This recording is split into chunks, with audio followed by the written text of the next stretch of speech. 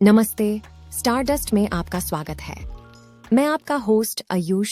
हमने पिछले वीडियो में हमने प्राचीन काल के लेखों और सामाजिक रूपों पर चर्चा की थी, जिनमें समाज में सामाजिक आर्जन जाति आधारित स्थिति वर्ण व्यवस्था ने शूद्रों और सभी प्रयासों और भारतीयों के जीवन को प्रभावित किया था।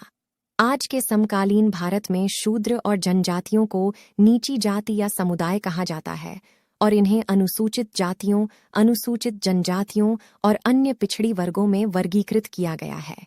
क्या आपको लगता है कि हम भारतीय एक दूसरे को पहले जाति के आधार पर, फिर स्थिति के अनुसार नहीं, बल्कि मानव होने के रूप में नहीं देखते हैं?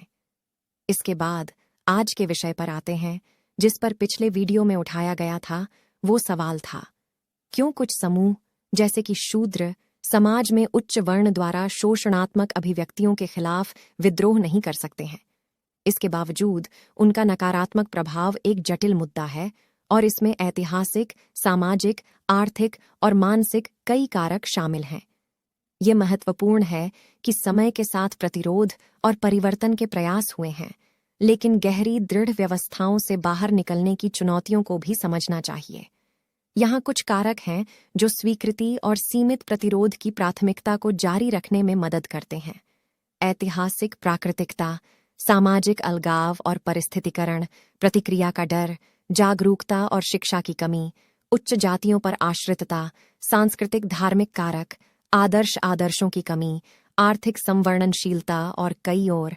लेकिन विद्रोह नहीं करने का स्पष्ट कारण आंतरिक विभाजन के लिए भी हो सकता है। आइए मैं कुछ बिंदुओं में इसे विस्तार से समझाता हूँ। इस आंतरिक विभाजन का मतलब है कि समूह के भीतर विवाद और मतभेद होते हैं, जिनसे एकता और समन्वयित क्रियान्वयन में बाधा होती है।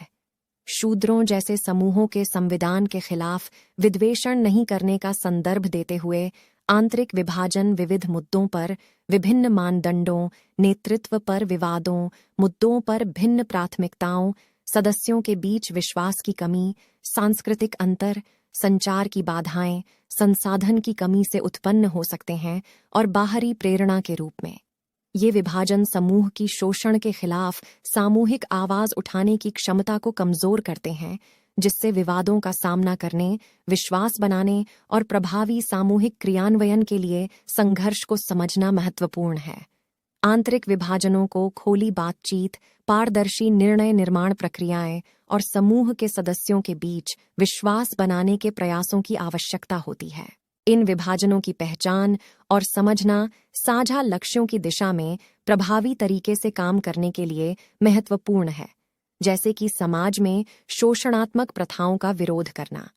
इसके साथ ही उच्च जातियों द्वारा शोषणात्मक प्रथाओं की बनाए रखने में ऐतिहासिक रूप से इन विभाजनों का योगदान है, क्योंकि वे मौजूदा दोष रेखाओं का शोषण करते हैं ताकि वे अपने प्रमुखता को बनाए रख सकें।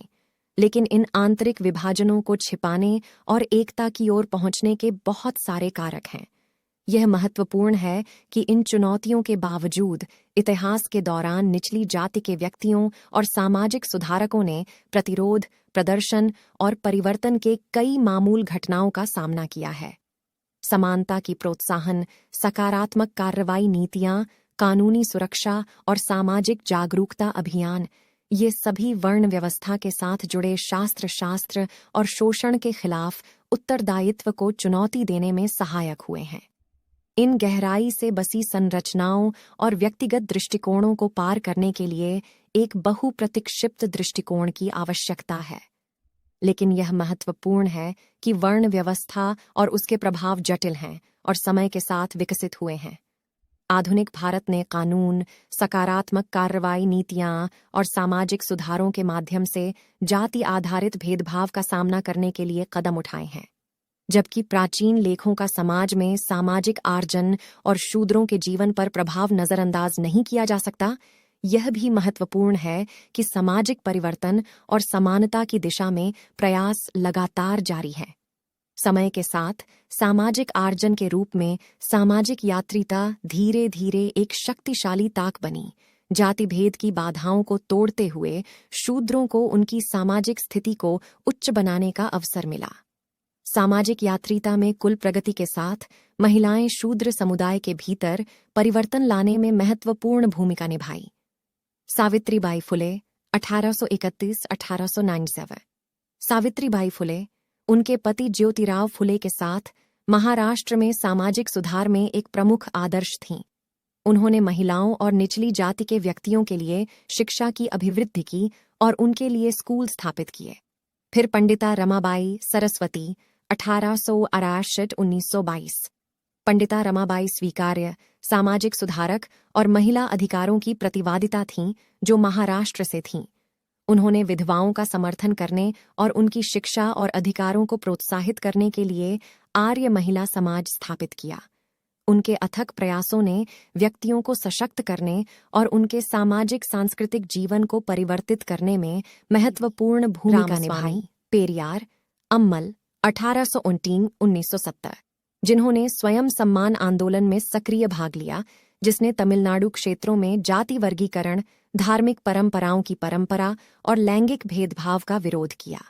हम शूद्रों के सामाजिक अंतरजाति यात्रा के प्रभाव की खोज को समाप्त करना चाहिए कि भारत में जाति व्यवस्था, लैंगिक गतिविधियों और सामाजिक सुधार के बीच का जटिल परस्पर प्रभाव ऐतिहासिक दौरों में व्यक्तियों के जीवन को आकार दिया है। वर्ण व्यवस्था, मनुस्मृति और धर्मशास्त्र जैसे प्राचीन लेखों में निहित है, ने एक वर्गीकृत सामाजिक संरचना की आधार रखी जहां व्यक्तियों को उनके जन्म वर्ण के आधार पर पूर्व निर्धारित भूमिकाओं में बंद किया गया था।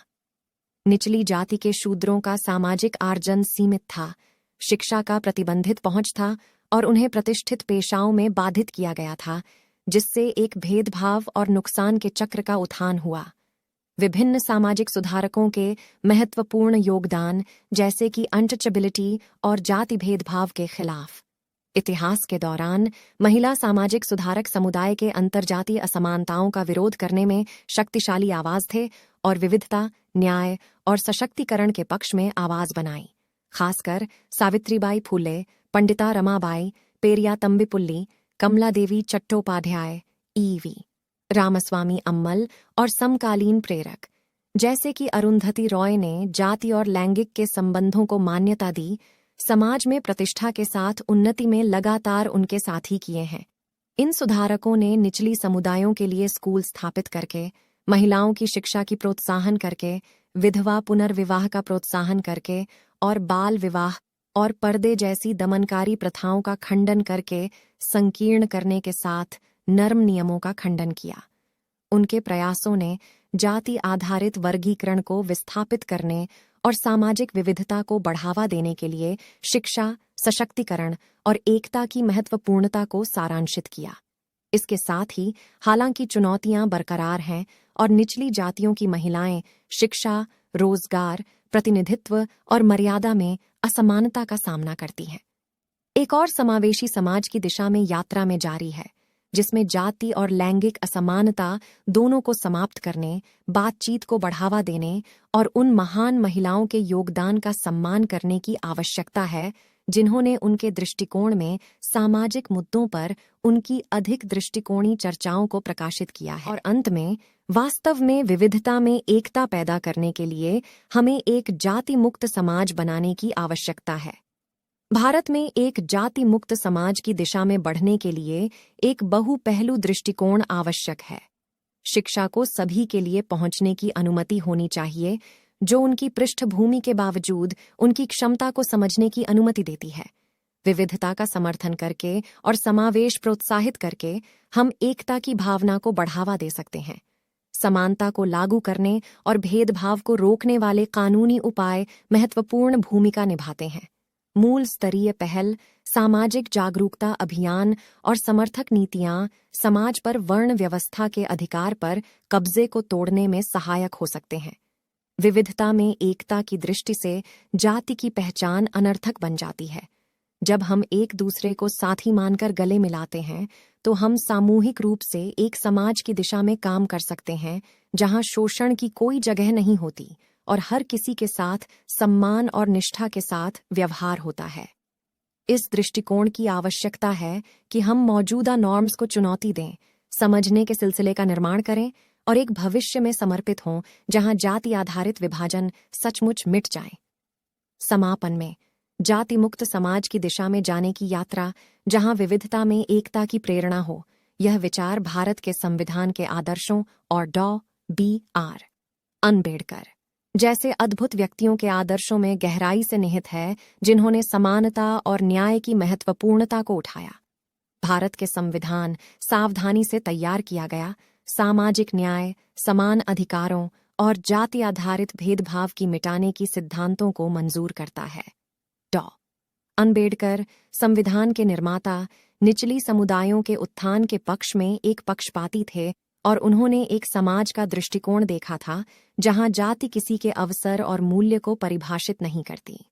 विविधता में एकता की ओर हमारे अद्भुत व्यक्तियों द्वारा प्रक्षिप्त दी गई आग लेकर चलें, जो हमें एक भविष्य की ओर मार्गदर्शन कर रहे हैं, जहां प्रत्येक व्यक्ति को जाति की सीमाओं से ऊपर उठने की क्षमता प्राप्त होती है और जहां भेदभाव के शक्ति बंधन के बिना मानव आत्मा में उद्घाटन होता है। और अगर आप सभी हमारे अन्वेषण से सहमत हैं और आपको यह खोज सूचनात्मक लगी है, तो कृपया लाइक बटन पर क्लिक करें और इसे अन्य मानव सदस्यों के साथ साझा करें तथा हमारे चैनल स्टारडस्ट को सब्सक्राइब कर लें, ताकि अगला सामाजिक और सांस्कृतिक मुद्दों के नए विषय की सूचना आप तक पहुंच जाए। ख्याल रखें। इंसानों देखने के लिए धन्यवाद। Your host Ayush signing out.